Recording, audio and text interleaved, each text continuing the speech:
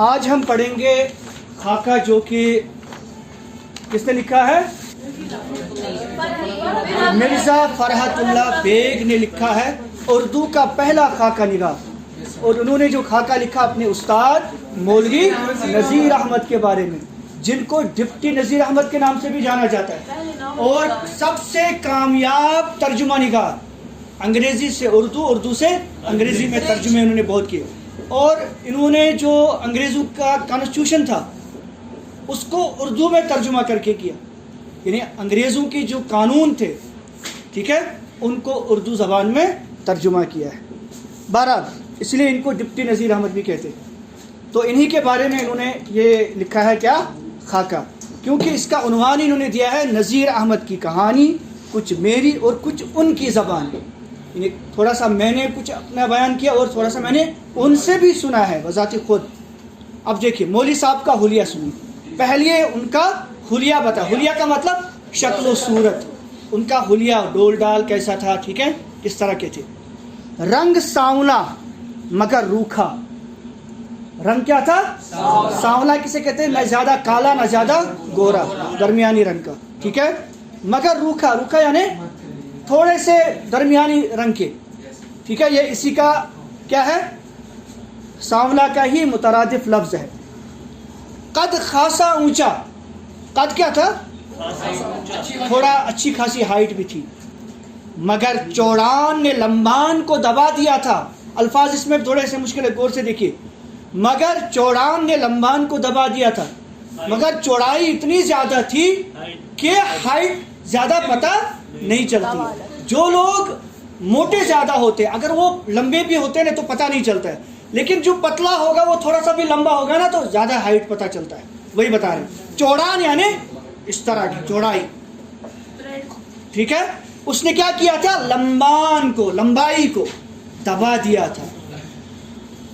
اچھا، دوہرا بدن گدرا ہی نہیں، بدن جو ہے نا ایسا لگتا تھا کہ دوہرا بدن، دوہرا یعنی ڈبل، ڈبل بدن تھا اس، ٹھیک ہے، اور بلکہ موٹاپے کی طرف کسی قدر مائل، مگر تھوڑا سا جو ہے نا ایسا بھی تو نہیں تھا کہ ہم کہیں گے بہت زیادہ موٹے تھے، بلکہ تھوڑے سے کیا اس کی طرف لگتا تھا کہ موٹے کی، ایسا لگتا تھا کہ موٹے زیادہ ہے، وہی کہا موٹاپے کی طرف کسی قدر مائل، یعنی ایسا لگتا تھا کہ موٹے زیادہ ہے، ایسا ویسا نہیں تھا۔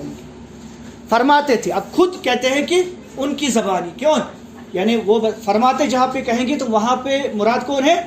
نذیر احمد کہہ رہے ہیں، کیا کہہ رہے ہیں؟ کہ بچپن میں کسی قدر ورزش کا شوق تھا مجھے، بچپن میں ورزش کرتا تھا جب میں چھوٹا تھا، ورزش چھوڑ دینے سے، جب میں نے ورزش چھوڑ دی اس کی وجہ سے کیا ہو گیا؟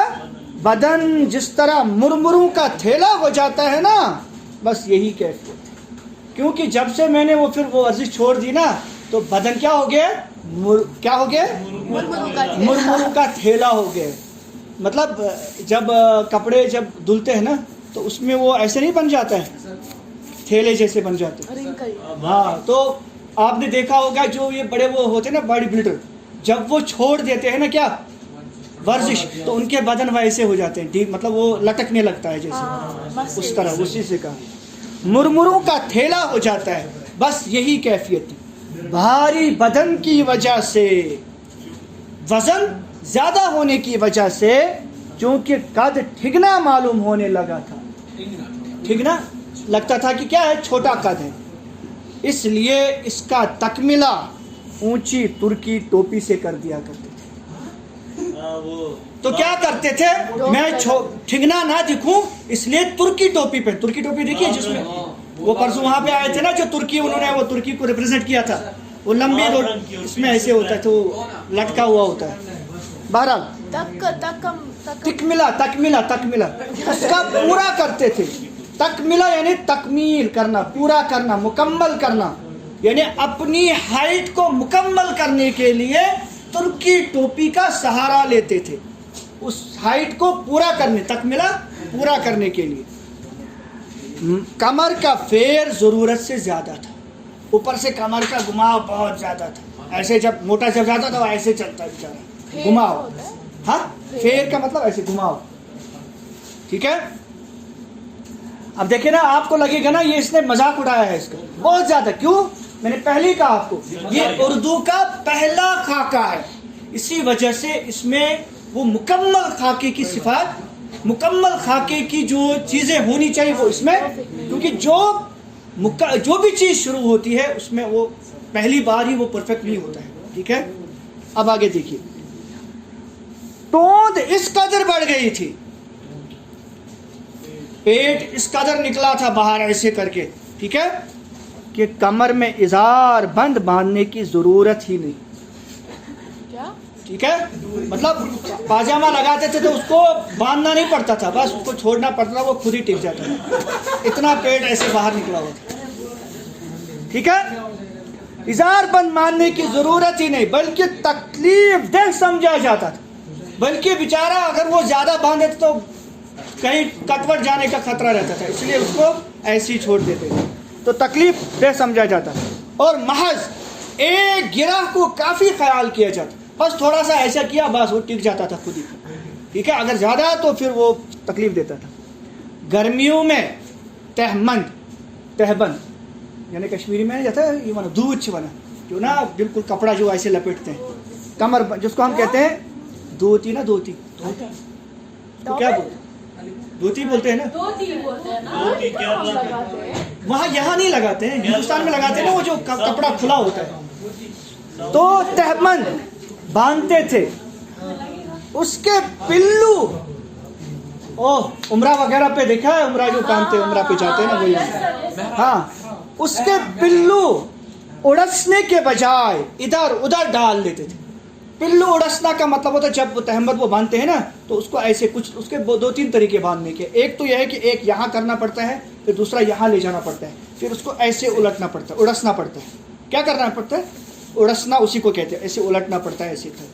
ٹھیک ہے, ایک طریقہ یہ ہوتا ہے کہ یہاں پہ ایسے باندھ دیا گانٹ کر کے, پھر ایک ادھر لگا دیا, ایک ادھر دیا, ایسے کر, اڑسنا کہتے ہیں اسی کو. لیکن یہ کہہ رہے ہیں کہ وہ اڑستے نہیں تھے, اس کے پلو اڑسنے کے بجائے ایسے ایسے کرتے تھے, ادھر رکھتے تھے, ادھر رکھتے تھے, ایسے بس. کیوں؟ کیونکہ توند اتنے نکلی ہوئی تھی, اس کے لیے ایک سہارا کافی تھا وہ. ٹھیک ہے, وہ خود بخود بیٹھ جاتی. تو محض ایک گرہ کو کافی خیال کیا جاتا تھا. گرمیوں میں تہبند, ہاں, مگر اٹھتے وقت بہت احتیاط کرتے تھے. جب بیٹھتے تھے نا, لیکن اٹھتے وقت کیا کرتے تھے؟ بہت احتیاط کرنا پڑتا تھا, کہیں جو ہے. بہرحال اول تو کیا کرتے تھے, کتب بنے بیٹھتے رہتے تھے. اول تو کیا کرتے تھے, کتب بنے بیٹھے رہتے تھے, قطب مینار کی طرح ایک ہی جگہ بیٹھے رہتے تھے. کتب بنے رہتے مطلب ایک ہی جگہ بیٹھے, اٹھتے ہی نہیں تھے. کیوں؟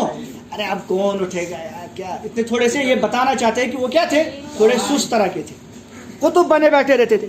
اگر اٹھنا ہوا تو پہلے اندازہ کرتے تھے کہ فی الحال اٹھنے کو ملتوی کر دیا, یعنی ٹال, بہانہ کر دیا, کیا یہاں چھوڑو. جتنا ہو سکتا تھا اٹھنے کو کیا کرتے تھے, ٹال دیتے تھے, نہیں وہ ادھر ادھر کچھ کرتے تھے بہانہ. ضرورت نے بہت ہی مجبور کیا تو ازار بند کی گرہ یا تہمند کے کونوں کے اڑسنے کا دباؤ توند پر ڈالتے تھے. مطلب آپ بیٹھے ہیں نا, تو پھر جب اب اٹھنا ہی پڑتا تھا, پھر ایک طرح سے وہ نا دباؤ کرتے تھے, دباؤ, پیٹ پہ دباؤ ڈالتے تھے, پھر اٹھتے تھے. کیوں؟ کیونکہ جب وہ بیٹھتے تھے تو وہ تہبند جو ہے وہ پورا ایسا رہتا تھا, کھلا. اگر وہ ایسے ہی اٹھتے تو پھر تہبند نیچے ہی رہتا, اس لیے وہ پیٹ کو پھونک چڑھاتے تھے, پھر کھڑے ہو جاتے تھے, تہبند بند ہو جاتا تھا. ٹھیک ہے, تہبند کے کونوں